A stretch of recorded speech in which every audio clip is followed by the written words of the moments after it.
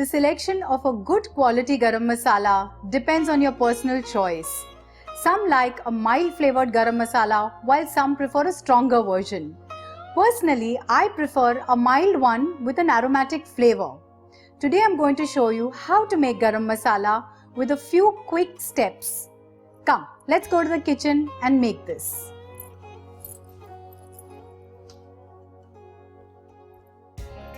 So these are the spices that we are going to use to make our garam masala. Usually what we need to do is dry these masalas in hot sunlight, and if that's not possible, you can simply roast them and grind it to a powder. So first what we are going to do is, in a pan, we are going to take half a cup of coriander seeds, dhania, sukha dhania. Before you take them to roast, what you need to do is just pick out all the stones and the impurities from them, and then you just simply roast them in a pan for about 2 to 3 minutes till it leaves its aroma and it slightly changes its color.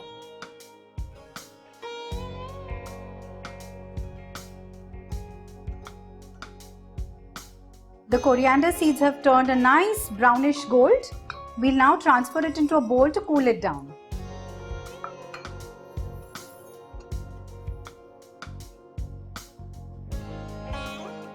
The next that goes in is the cumin seeds, the jeera.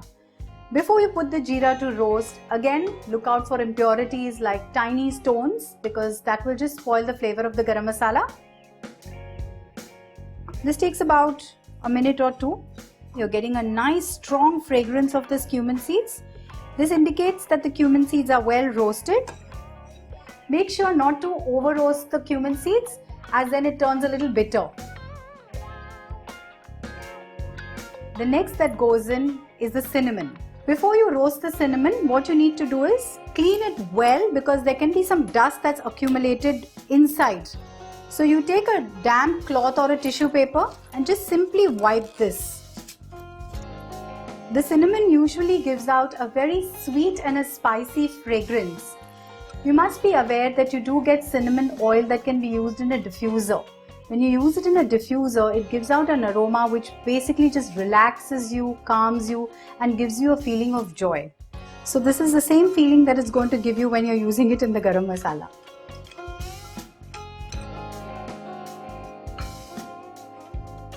The next that can go in is the bay leaves.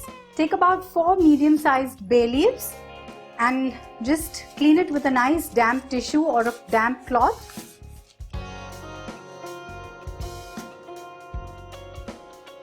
So that all the impurities from it just go off. Can you see my tissue, how dark it has become, how black it has become?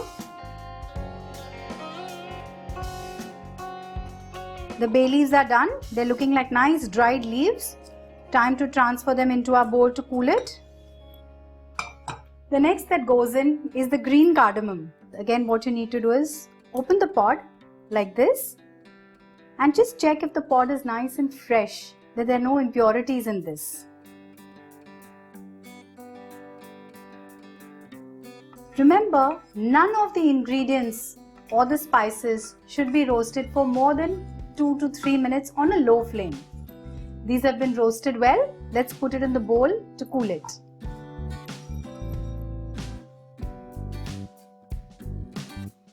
The next that goes in is the cloves. These are basically unopened pink flowers from the evergreen clove tree. These cloves are basically dried to make them brown.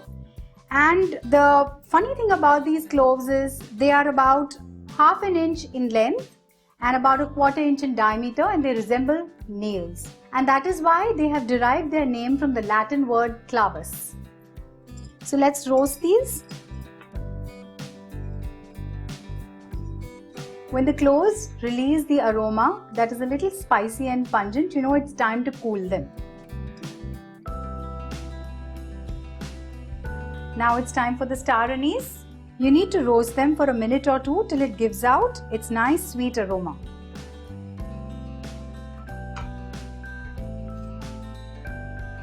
The next that goes in is the black cardamom, and just like the green cardamom, you need to open up the pod and look out for impurities. But this is a little hard to open, so you need to just crack it with a pestle.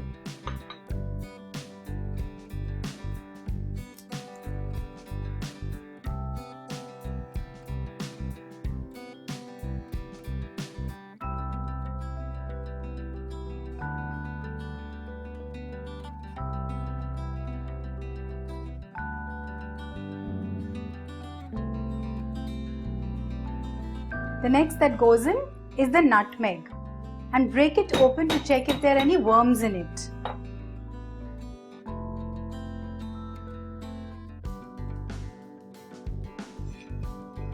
Again, roast this for a minute or two and then put it to cool.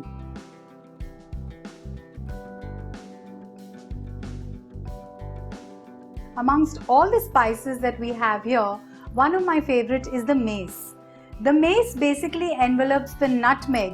It has its own beautiful aroma and also its beautiful color that enhances the flavor of the garam masala. So let's roast this for about a minute. These have been roasted well. It's time to cool them.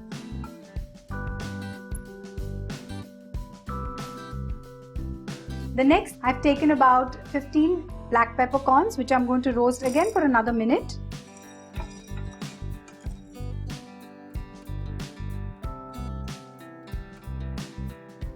The last but not the least is the anise seeds. Just let's quickly clean the anise seeds and see if there are any impurities or stones in this. After they have been picked and cleaned, you just roast them again for a minute. The anise seeds are leaving its aroma. It's time to cool these and grind to a fine powder.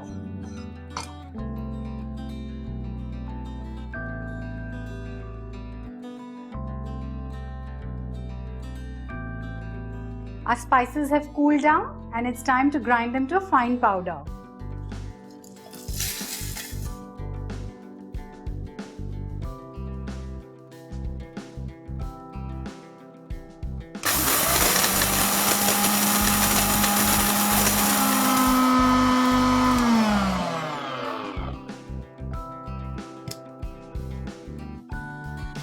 The aroma is tantalizing, and let's check the consistency of the powder. Yeah, it's nice and fine. This garam masala can be used in matar paneer, pulaus, dum aloo and other various vegetarian dishes. You're watching Basic Cooking on Rajshri Food. If you like this video, please share it and do not forget to subscribe to the channel.